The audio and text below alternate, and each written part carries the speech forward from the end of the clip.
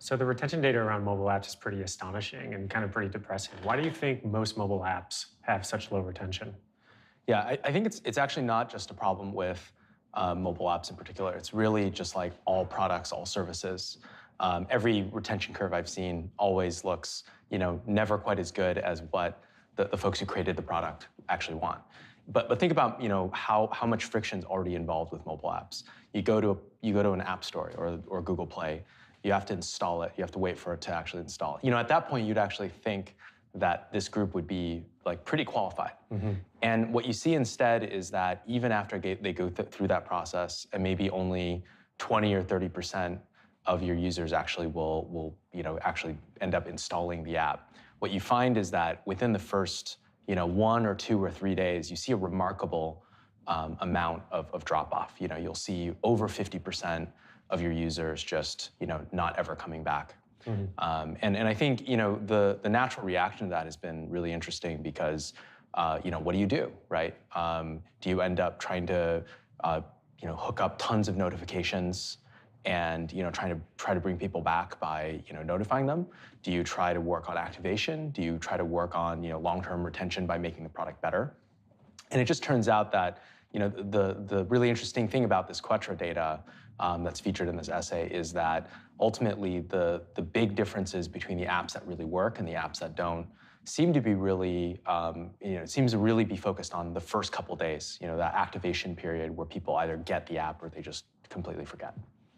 So I'm sure a common question is, what should my retention curve look like? Where should it be, right? How would you answer that question if you were in the entrepreneur's seat?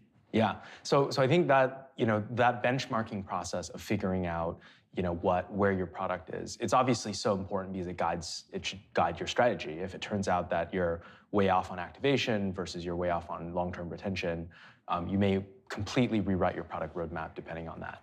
Now, I think the tricky part is, if you think about it, these retention curves vary so much by category, right? If you're building a product that's a travel app, well, people only travel 2 or 3 times a year on average. Inevitably, they're just not going to use it every day versus something that's like a communication app.